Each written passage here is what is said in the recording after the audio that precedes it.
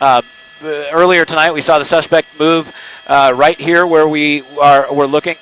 Okay, yeah, 5's got you as well. Earlier tonight, we saw the suspect move right here where we're looking. Okay, yeah, 5's got you as well. I'm talking to the other helicopters that are up here. We've got 2 from the LA County Sheriff's Department, but this was a street right here that the suspect was down earlier and slowed down mid-block in the next. Now, there are speed bumps in there, but again, this same street we saw earlier, and then the suspect made a left turn at the end of this roadway, then a right turn, then back out to Florence and cross the 710. So we have been here before, and again, as you pointed it out, and there you can see, look at all the people standing in the street on the right side. So wouldn't surprise me to find out that this is a family member that's being called, or perhaps family members are calling the suspect inside this car, and hopefully they're saying, pull over, give it up, you're not going to get away. But this is just what we've seen away from Eastern, and now southbound on Eastern in Bell Gardens. The next major roadway is going to be Florence, and I'd be willing to bet that.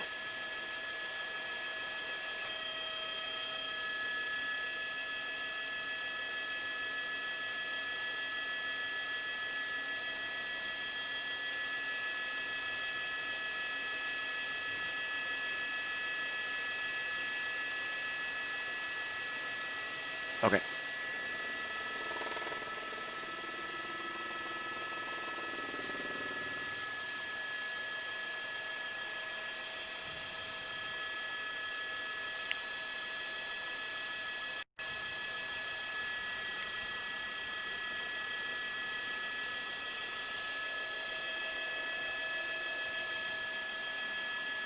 Quinn.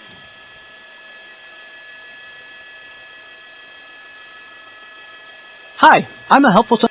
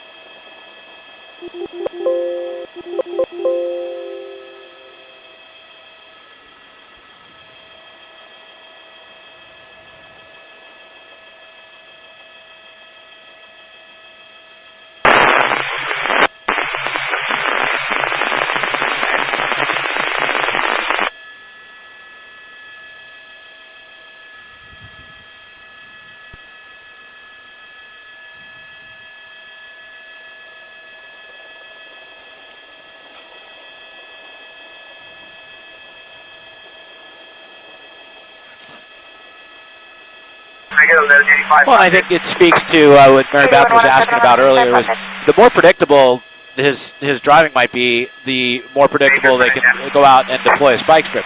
But then you have to weigh the question: is he driving in an erratic way where we're going to take what might be? It's already a very dangerous situation to be in a pursuit to begin with. There's so many unknowns.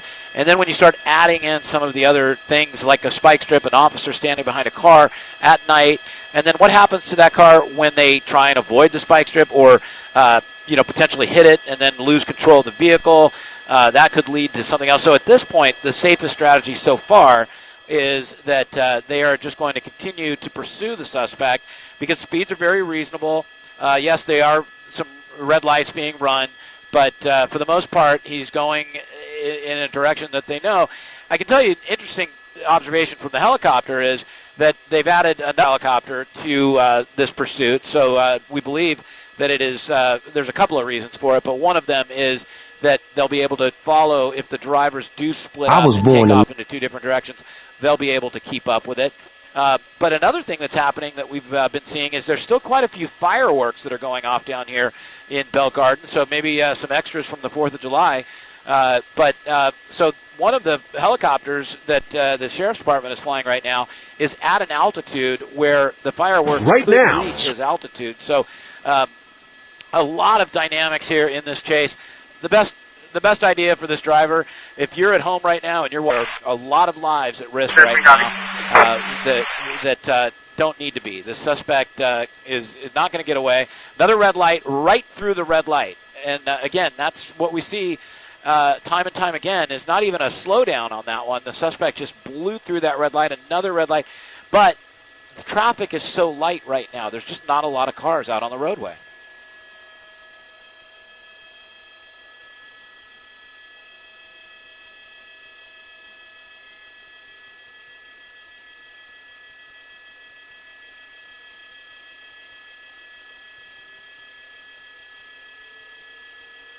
I can't tell right this second, but I'll make the adjustment.